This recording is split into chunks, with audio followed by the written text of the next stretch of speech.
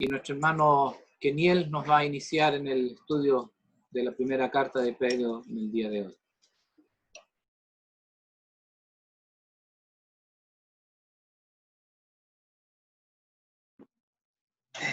Hermanos, con la ayuda del Señor podemos leer primera epístola universal de San Pedro, capítulo 2, leyendo desde el versículo 8, donde había quedado la semana pasada. Voy a leer desde el versículo 8 hasta el versículo 17. Entonces, con ayuda del Señor. Primera epístola de Pedro, capítulo 2, leyendo del versículo 8, dice de la siguiente manera: y piedra de tropiezo y roca que hace caer, porque tropiezan en la palabra, siendo desobedientes, a lo cual fueron también destinados. Mas vosotros sois linaje escogido, real sacerdocio, nación santa, pueblo adquirido por Dios, para que anunciéis las virtudes de aquel que os llamó de las tinieblas a su luz admirable. Vosotros que en otro tiempo no erais pueblo, pero que ahora sois pueblo de Dios, que en otro tiempo no habíais alcanzado misericordia, pero ahora habéis alcanzado misericordia. Amados, yo os ruego como extranjeros y peregrinos, que os abstengáis de los deseos carnales que batallan contra el alma, manteniendo buena vuestra manera de vivir entre los gentiles, para que en lo que murmuran de vosotros como de malhechores, glorifiquen a Dios en el día de la visitación, al considerar vuestras buenas obras. Por causa del Señor, someteos a toda institución humana, ya sea al rey como a superior, y a los gobernadores, como por él enviado para castigo de los malhechores, y alabanza de los que hacen bien. Porque esta es la voluntad de Dios, que haciendo bien hagáis callar la ignorancia de los hombres insensatos, como libres, pero no como los que tienen libertad como pretexto para hacer lo malo, sino como siervos de Dios. Honrad a todos, amad a los hermanos, temed a Dios, honrad al Rey. Hasta ahí, que el Señor bendiga su palabra y añade bendición en nuestros corazones. Amén.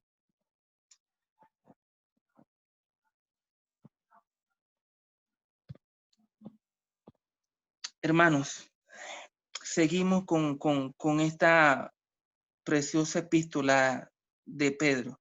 Hemos hablado en martes anteriores de cómo el apóstol Pedro pudo encontrar la palabra adecuada.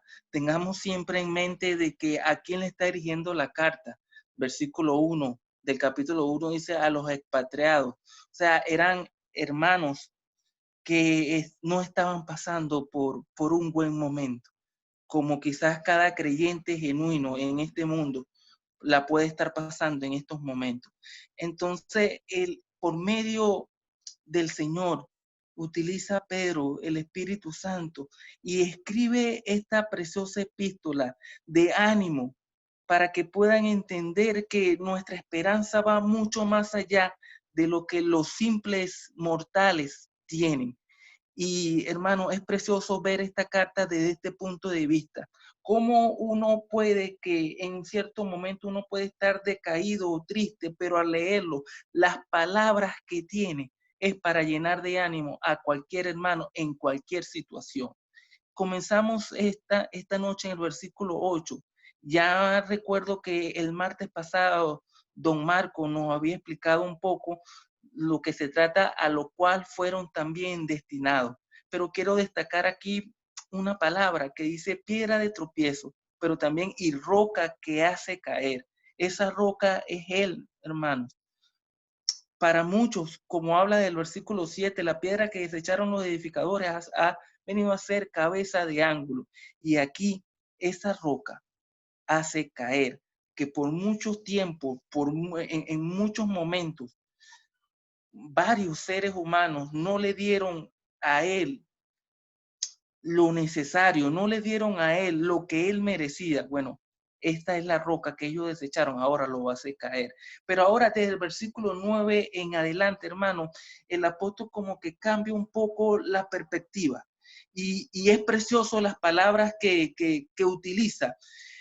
Mas vosotros sois linaje escogido. Habíamos hablado también el martes anterior lo que significa el linaje, real sacerdocio, nación santa.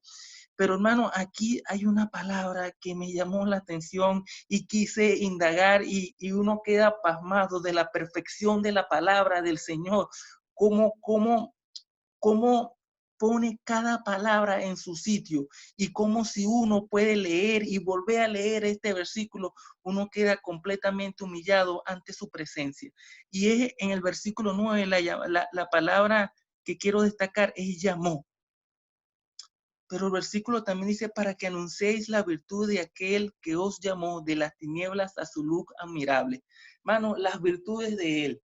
Ya el hermano Alex Ortiz, don Alex, también había destacado algo de una de sus virtudes.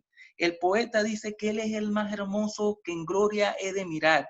Si vamos a cantar de los cantares, dice, tal es mi amado, todo él es codiciable. Hermano, cuántas virtudes hay en él y cuántos beneficios, cuántas bendiciones hay para nosotros por medio de él.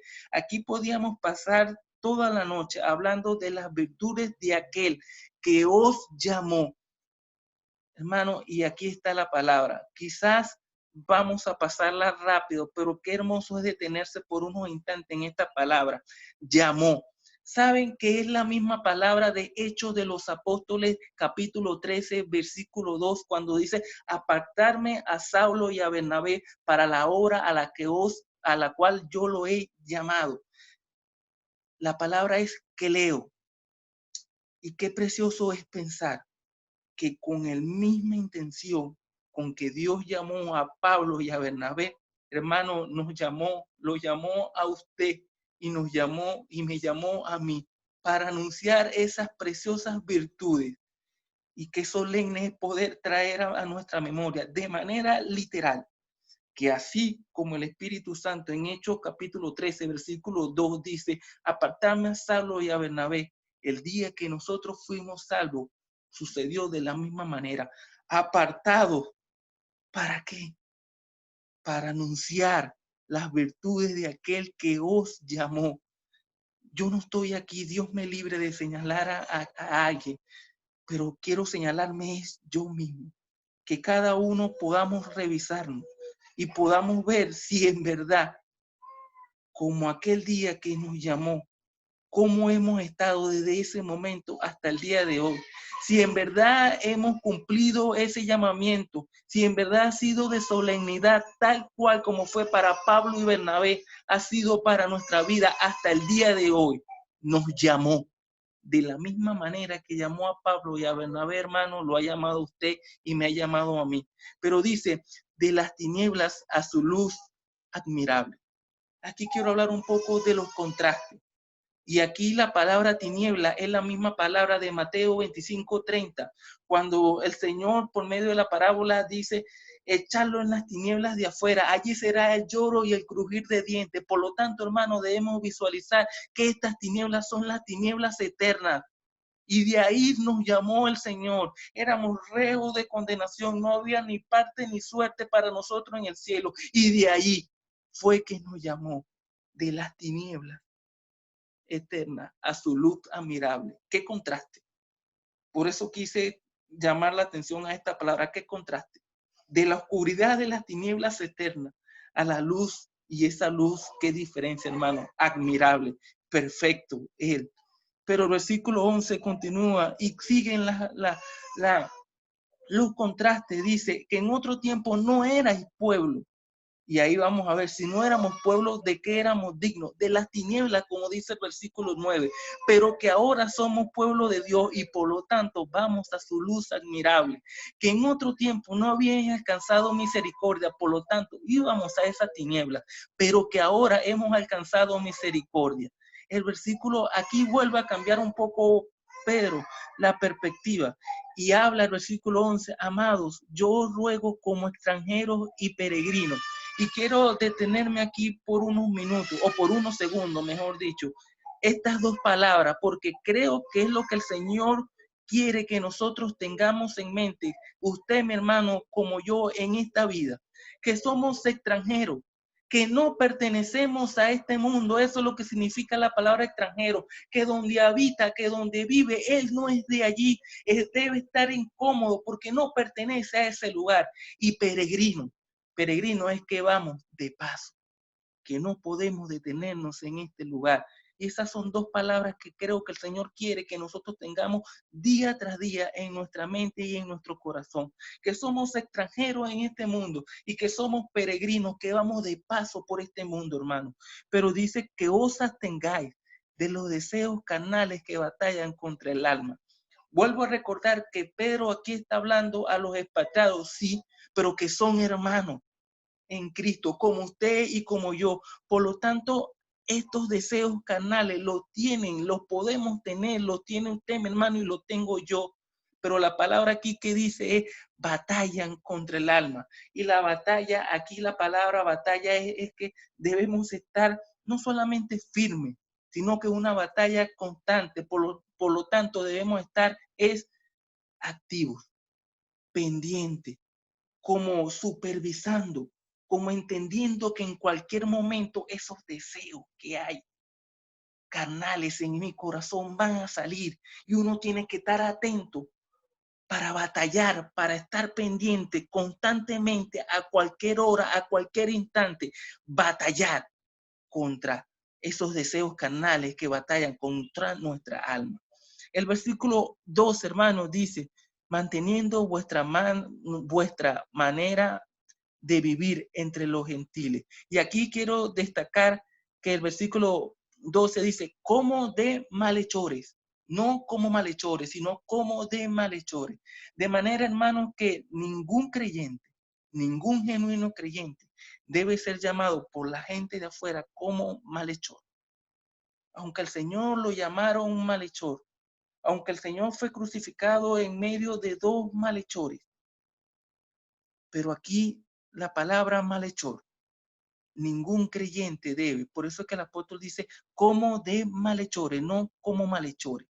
Y glorifiquen a Dios en el día de la visitación. Esto lo quiero dejar a manera de pregunta. ¿Qué es este día de visitación? Ese día debemos tenerlo claro porque ese día viene y puede ver que unos hermanos o nuevos hermanos no entienden lo que quiere decir la palabra del Señor con esta palabra día de visitación. Si hay algún hermano que la pueda aclarar, será de gran ayuda para el estudio. Dice, al considerar vuestras buenas obras. Pero el versículo 3, hermano, dice, por causa del Señor, someteos a toda institución humana, ya sea al rey como a superior. Y aquí, hermano, que el Señor nos dé sabiduría, nos dé prudencia y discernimiento, porque aquí la palabra someteo no es simplemente que todo lo que digan las autoridades debemos decir amén, sino debemos tener una línea y que el Señor nos ayude a tratar de entender hasta qué punto vamos a obedecer y cuando las autoridades vayan en contra de la palabra del Señor, mantenernos firmes. Ahí está el Señor. Cuando se paró frente a los escribas y fariseos, le dijo, hipócritas. Ahí también tenemos el mismo ejemplo del Señor cuando fue al templo. ¿Y qué dijo? El celo de tu casa me consume, pensaron los discípulos, porque mi casa es casa de oración, será llamada, mas vosotros la habéis hecho cueva de ladrones. Pero también, hermanos, podemos pensar en Pablo. Hechos de los Apóstoles, capítulo 16. Cuando a él lo someten, cuando a él lo encarcelan, ¿qué dice Pablo al final?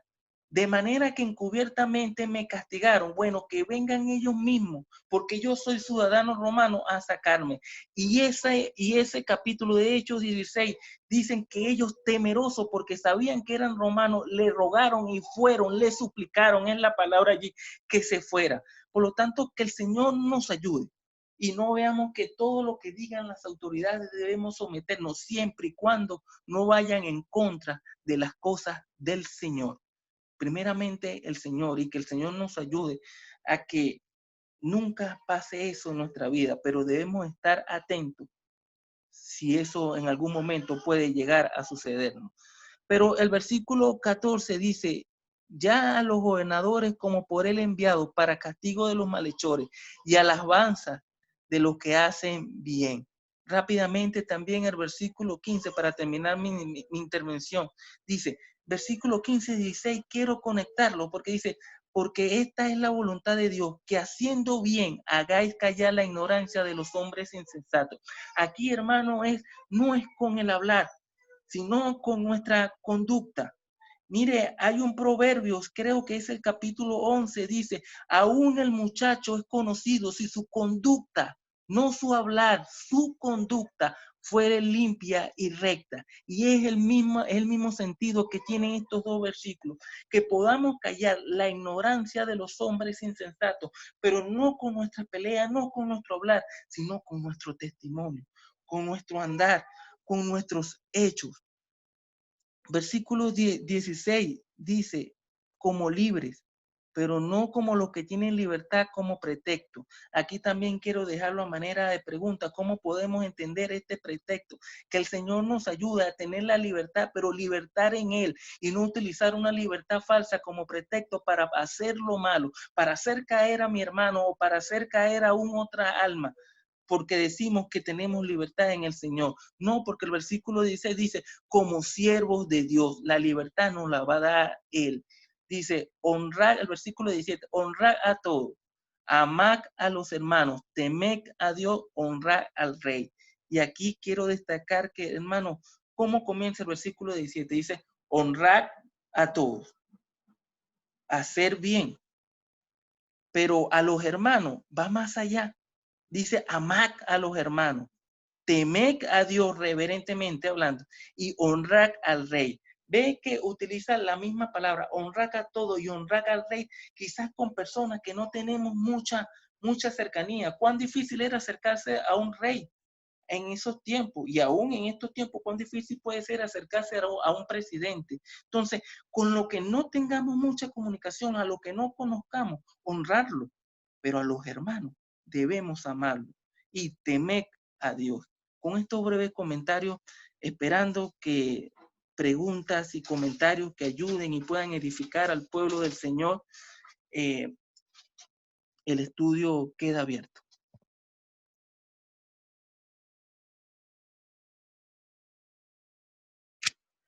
Hermanos, un breve comentario, volviendo un poco a lo que es la roca, o la piedra, mejor dicho.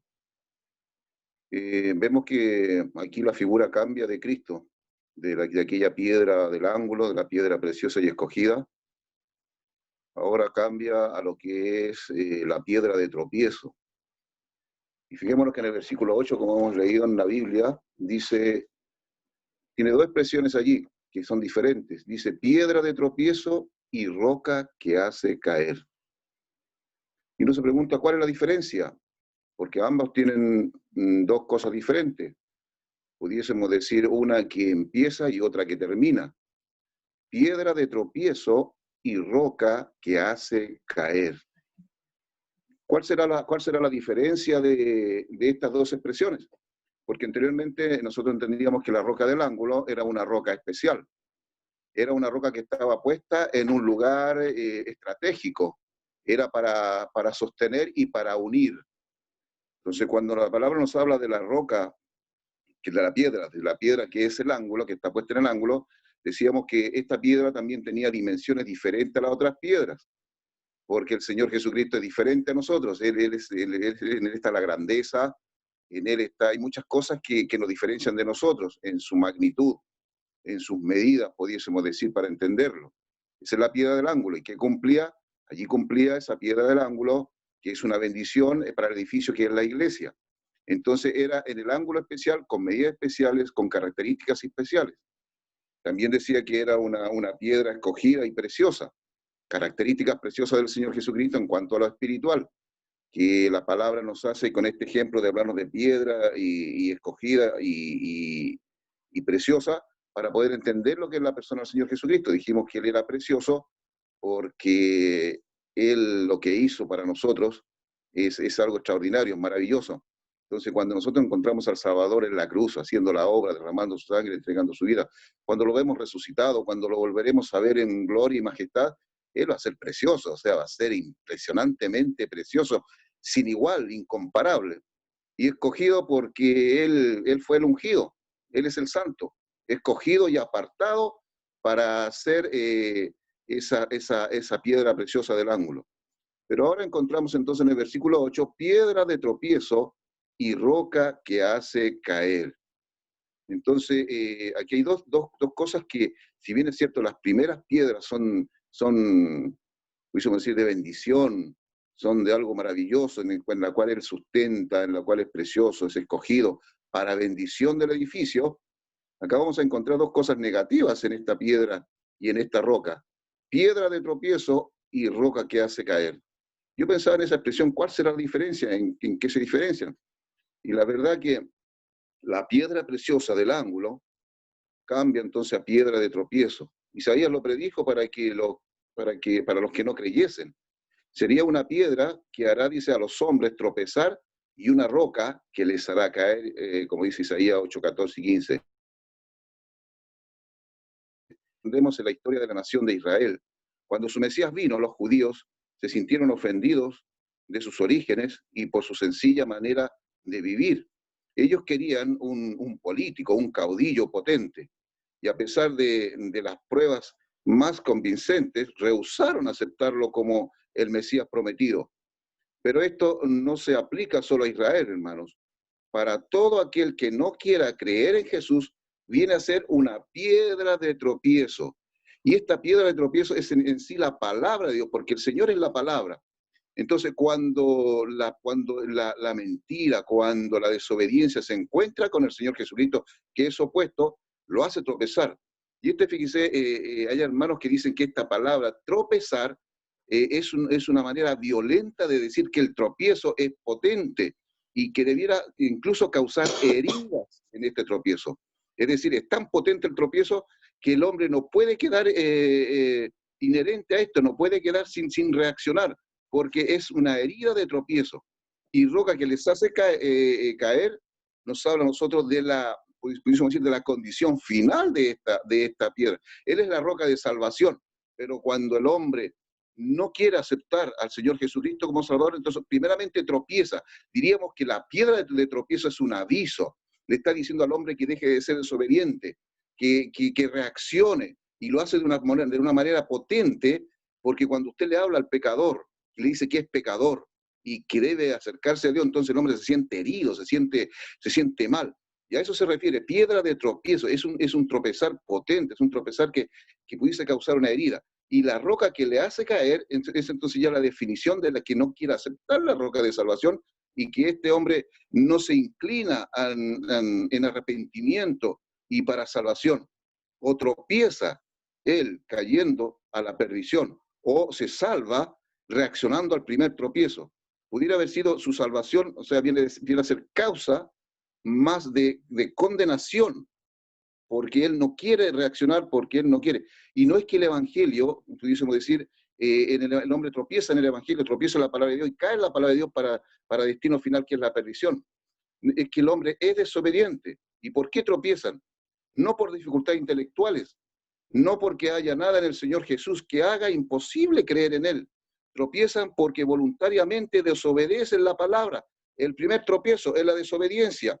Y el problema reside en la voluntad humana. La razón por la que los hombres no son salvos es que no quieren ser salvos. Como dice Juan 5:40, lo tengo aquí, dice, y no queréis venir a mí para que tengáis vida.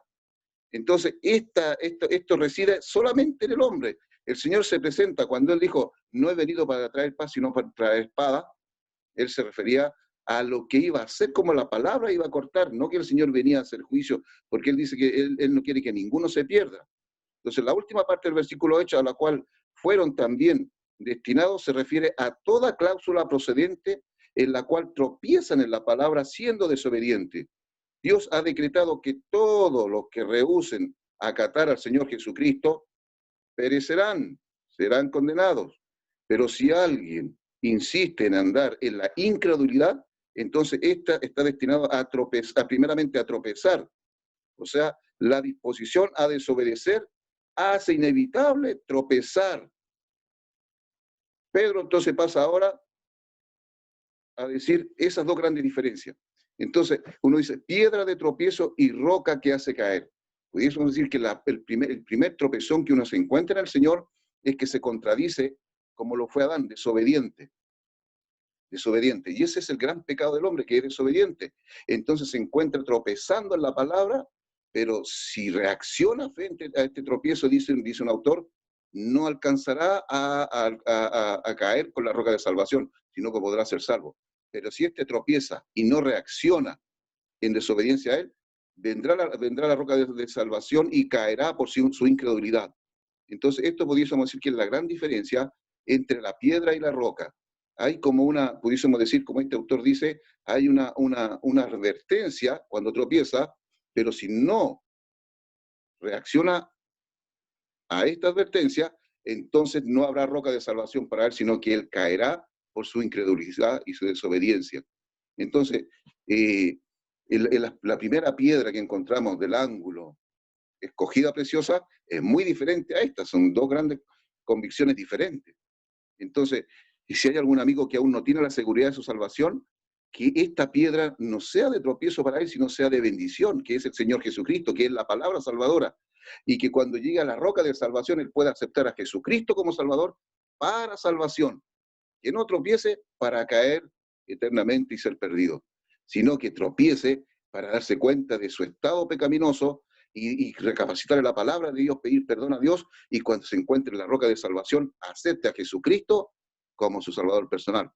Esto creo que yo lo entendí así con un escritor que me aclaró un poco entre la piedra de tropiezo y la roca que hace caer.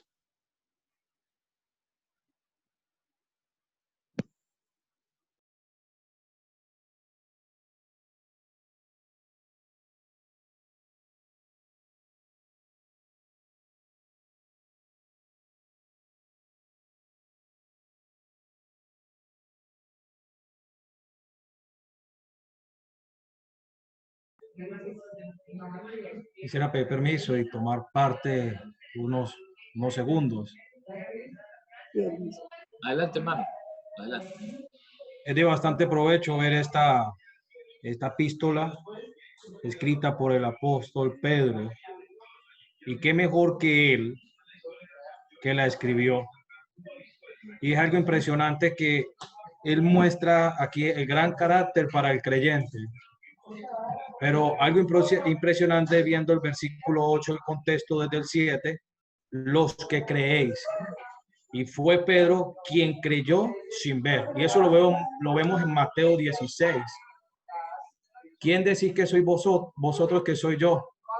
Eres el Cristo, el Hijo de Dios. Y el apóstol creyó sin ver.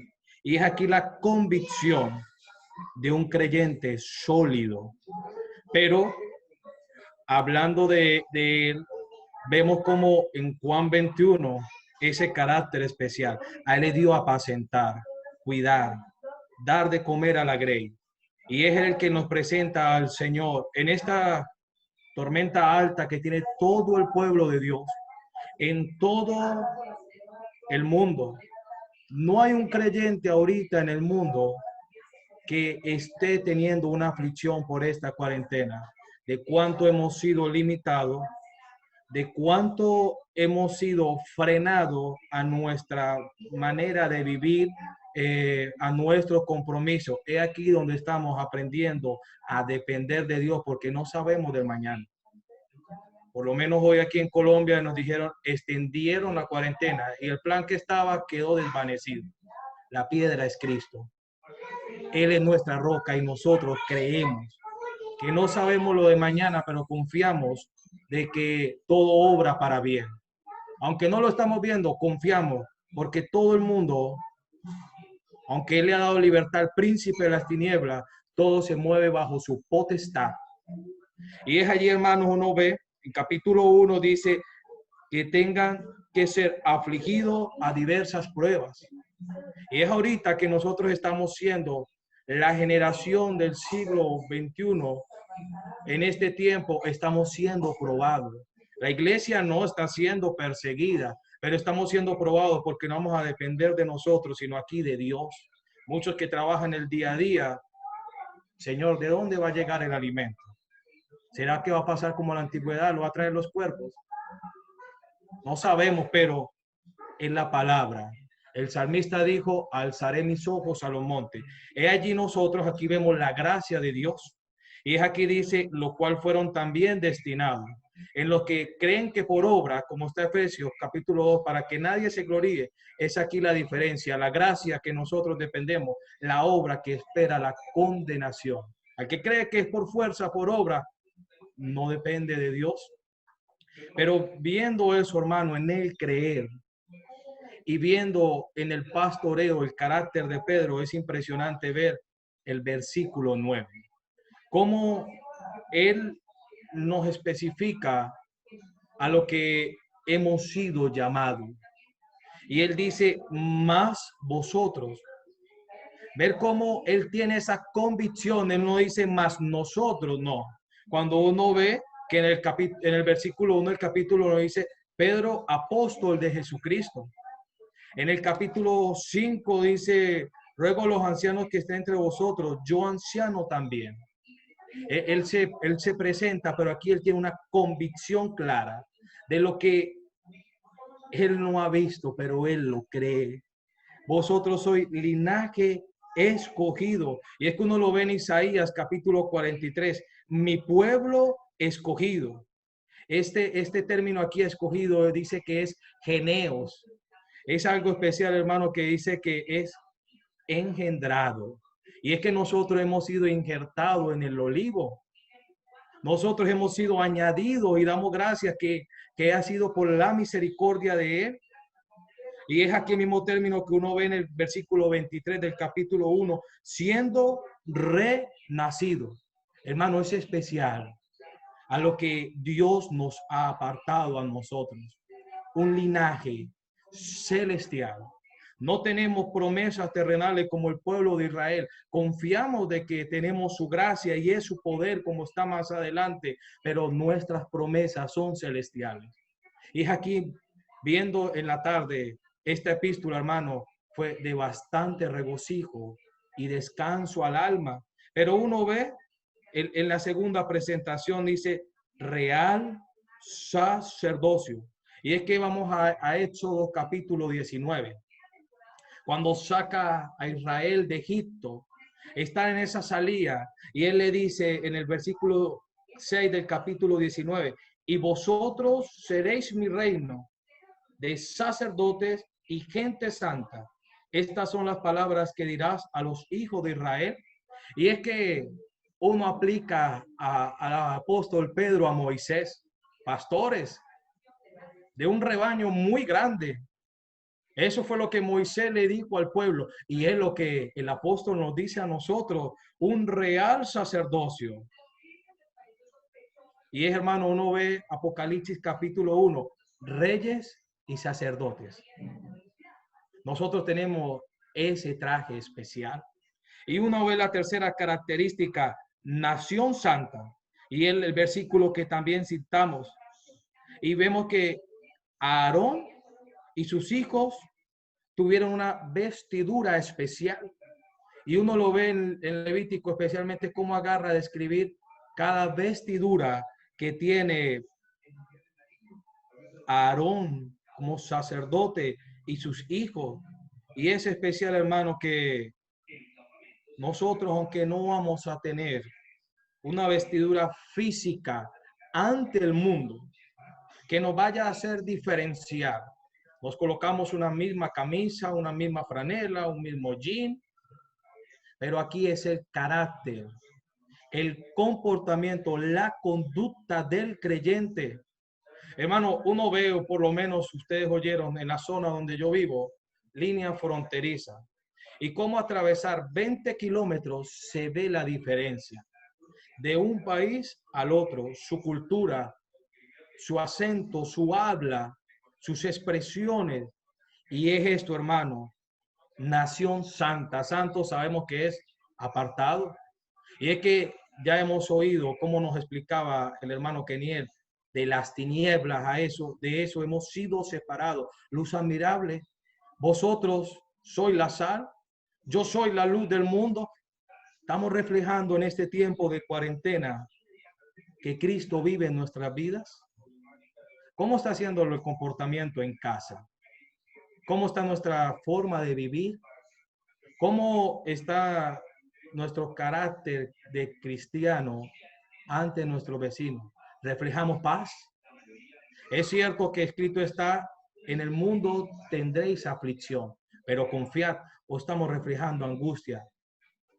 Hermana, cuán bueno es su porte. Tienes un linaje especial, representar a Cristo, pero pueblo adquirido, una posesión, quiere decir adquirido, algo especial, y uno lo ve en Efesios. No es tanto lo adquirido y la posesión, no. Hermano, es de pensar en el lugar donde Él nos ha puesto. Efesios capítulo 1 dice, arras de nuestra herencia, posición adquirida. No lo tuvimos porque quisimos, no. Porque Él nos amó. Porque Él lo dio. Capítulo 2 dice, en donde estamos sentados nosotros, aunque estamos en esta tierra, y es en los lugares celestiales. Que el Señor nos ayude, hermano, a tener esta impresión. Y es algo especial que uno ve en este capítulo que se está estudiando hoy, que del versículo 5 al 9 es una promesa. Y es la promesa que nosotros tenemos, hermano, y nosotros no vamos a tropezar. Porque es Él el que vive por la eternidad. Es especial ver al finalizar del versículo 6, y no será avergonzado. Esta es nuestra confianza de que Cristo lo cumplió todo y a Él hemos mirado.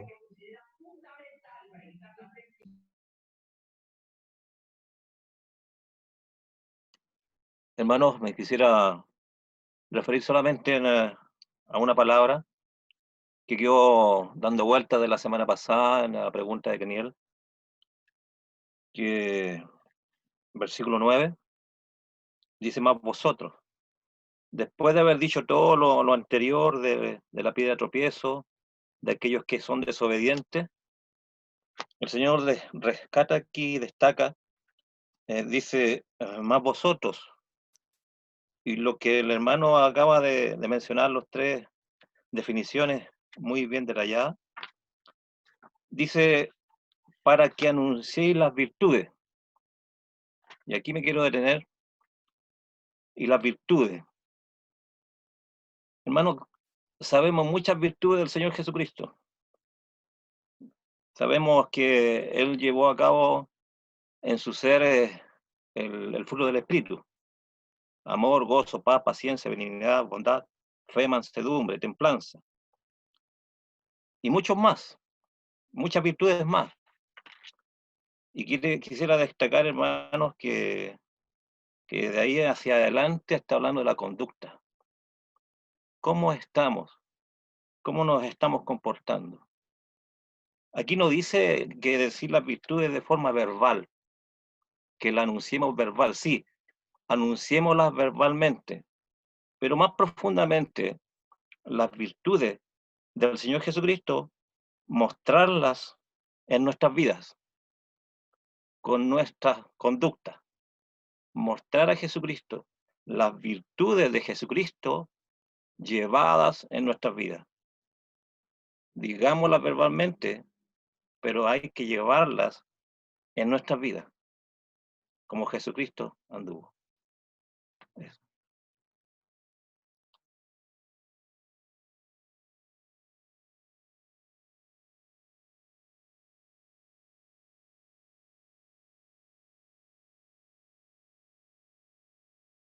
A ver, yo quiero decir una cosa, no sé si voy a decir la otra, pero dice versículo 8, piedra de tropiezo, agrega roca que hace caer. Y dice, porque tropiezan en la palabra, siendo desobedientes. O sea, la piedra de tropiezo no tiene por qué tropezar, pero tropieza porque son desobedientes a la palabra. O sea, hay una piedra allí que no tendrían por qué haber tropezado, porque él no les está haciendo una trancadilla, como decimos. No estaba para hacerlos caer. Sin embargo, tropezaron. Y eso es lo que hay una lección tremenda para todos nosotros y para el mundo inconverso también. En Lucas 16 dice, bienaventurado el varón que en mí no haya tropiezo. O sea, ese varón que recibe a Cristo tal cual es, sin ponerse en contra de Jesucristo, no haya tropiezo. Ese punto. Y eso hay que tenerlo claro ahí, que el Señor Jesucristo, que para uno es precioso, para otro es piedra de tropiezo, porque tropiezan. No porque esa piedra que es preciosa para nosotros se puso de tal manera que era para hacerlos tropezar, ¿no? Tropezaron porque fueron desobedientes a la palabra. Lo que significa que para nosotros Él es precioso porque hemos obedecido a la palabra. Eso quería decir.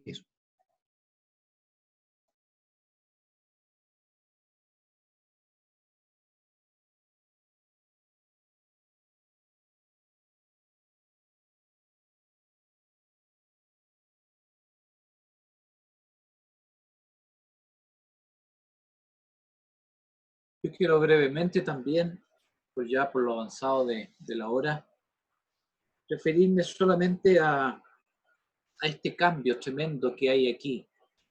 Dice que para nosotros, creyentes, hijos de Dios, aquella piedra viva, como dice el verso 7, para vosotros pues los que creéis, Él es precioso, precioso.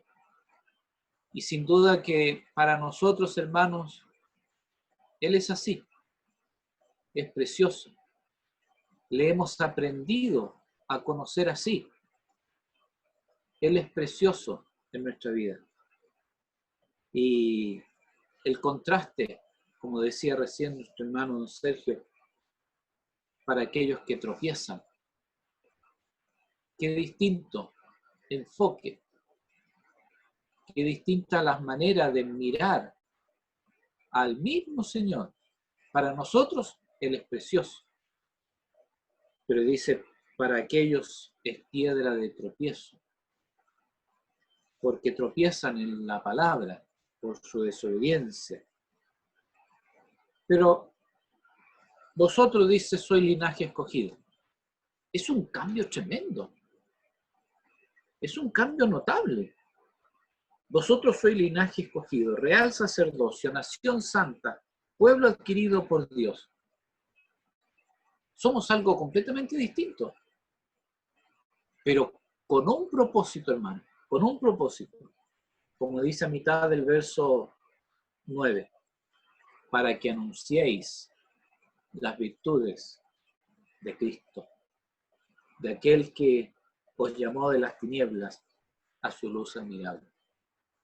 Ese es el propósito de nuestra vida. Que demos testimonio del Señor, que sirvamos al Señor, para que anunciemos las virtudes, para que llevemos el mensaje de salvación, el Evangelio, a aquellos que están tropezando, para que de alguna manera ellos puedan abrir sus ojos espirituales y puedan ver también la gloria del Señor y puedan ver que, tal como para nosotros, Él es precioso.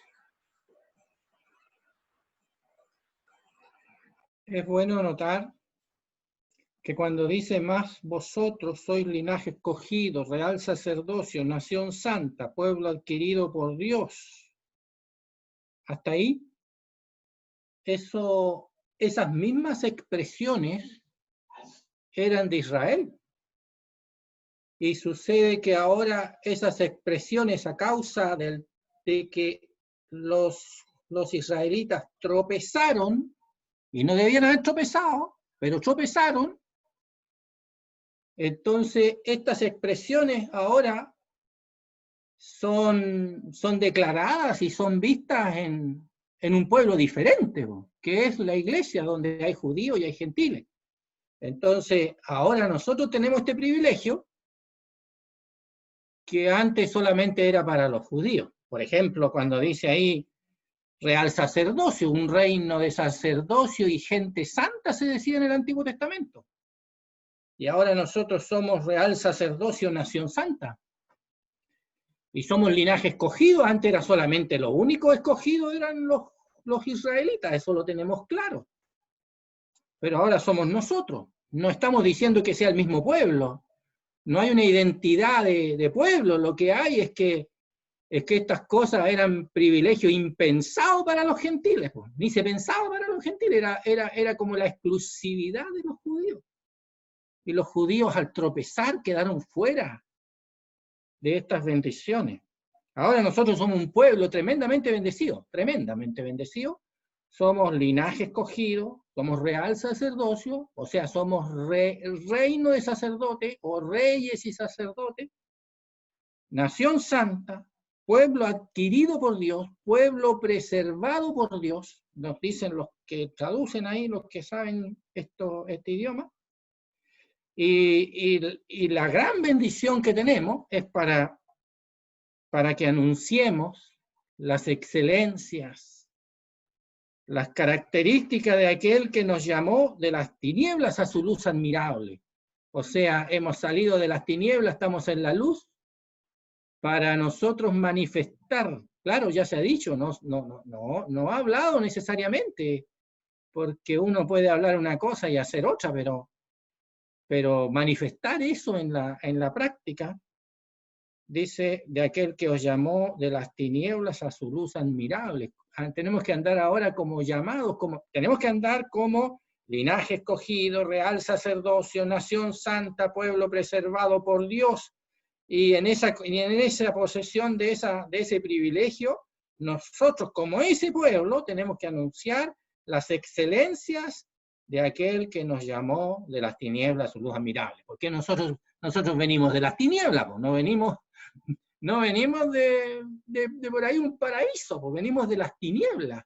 Entonces, la misericordia para nosotros ha sido pero gigantesca, porque sacado de las tinieblas, de la oscuridad, entonces hemos llegado a ser, por la gracia de Dios, linaje escogido, real sacerdocio, nación santa, pueblo preservado por Dios, y ahora tenemos el privilegio de anunciar las virtudes de aquel que nos llamó de las tinieblas a su luz admirable. ¿Y por qué dice a su luz admirable? Porque vamos a anunciar, porque tenemos comunión con esa luz, porque nosotros andamos en luz, miramos hacia la luz, no deberíamos poder anunciar ninguna otra cosa que no sean las virtudes de aquel que nos llamó.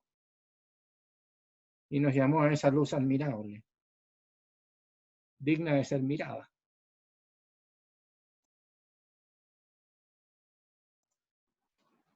Bueno, quiero tomar máximo 1 minuto o 2, ya que estamos bastante pasados de tiempo, pero lo quiero hacer a manera de que quede para el estudio provechoso de cada uno de nosotros. Hemos escuchado ya de nuestro hermano Sergio la expresión: mas vosotros sois linaje escogido, real sacerdocio, nación santa, pueblo adquirido por Dios, para que anunciéis las virtudes de aquel que os llamó de las tinieblas a su luz admirable.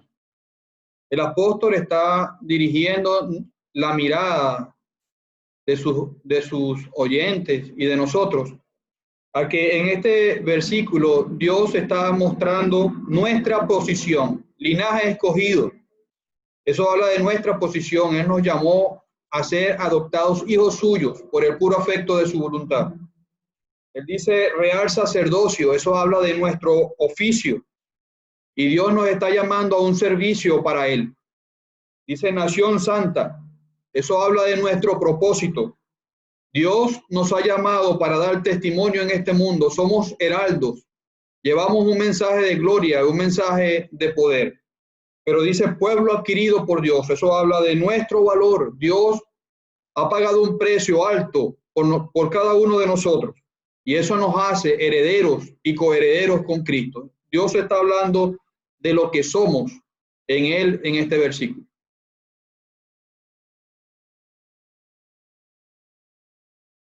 Hermanos, disculpen, está conectado también el hermano Rubén Medina. Él es de Venezuela, pero está en la asamblea de Coyhaique. Él estuvo en la predicación el día domingo y se le hizo la invitación y no sabía que ya se había conectado. Me dijo, si tengo tiempo, me conecto. Pero qué bueno que esté entre nosotros, para que sepan, el hermano Rubén Medina. Bien, hermanos, creo que ya hemos llegado al término de nuestra reunión en esta tarde. Muchas gracias a todos quienes nos han acompañado.